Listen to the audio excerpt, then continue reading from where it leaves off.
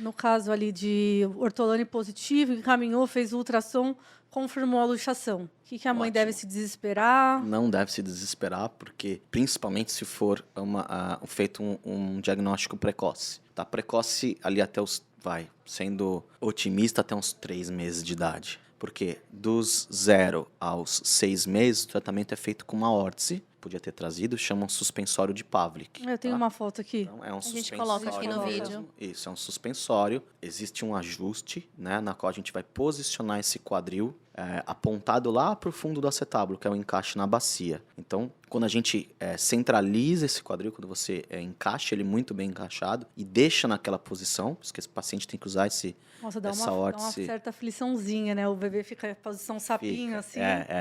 Então o quadril fica fletido e abduzido, né? Tem ali amplitudes, vamos dizer assim, de segurança. Também não pode ser muito dobrado nem muito aberto, mas enfim. O corpo é tão inteligente que ele entende que esse quadril está no lugar e só está nesse lugar, ele acaba remodelando o acetábulo, que é o grande problema na bacia, né? No encaixe do fêmur. E acaba abraçando esse fêmur de uma maneira satisfatória. E a gente faz o controle ultrassonográfico, né? Então o paciente fica com aquele suspensório o tempo inteiro Por quanto tempo usa até essa? normalizar o ultrassom. Vai fazendo esse acompanhamento para fazendo acompanhamento, definir o término. Aí muda um pouquinho, tem uns protocolos que normalizou, tira, outras pessoas deixam usando o suspensório só para a criança dormir, que já dá um período aí de umas 12 horas e tal.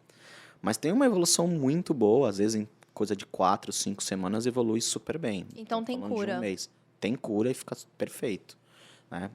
Então isso até os 6 meses de idade. Passou dos 6 meses, a coisa começa a complicar, tá? Por quê? Porque as estruturas que estão em volta desse quadril doente começam a se adaptar a esse quadril doente, né? Então os tendões começam a encurtar, começa a ter dentro desse acetábulo, a interpor algumas coisas onde o quadril deveria estar, ele não está. Então começa a formar algumas interposições e aí, dos 6 meses a 1 ano, teoricamente, o tratamento seria uma pequena cirurgia para soltar alguns tendões, né, para deixar esse quadril um pouco mais mole, recolocar esse quadril no lugar, no centro cirúrgico, através do exame de imagem, porque aí a gente já tem, lembra que eu falei, uma visualização da cabecinha do fêmur, da epífise, a gente já começa a ter uma ideia se o quadril está no lugar ou não, e aí a gente coloca um gesso, para mais ou menos naquela mesma posição que você achou agoniante, mas o gesso é muito pior.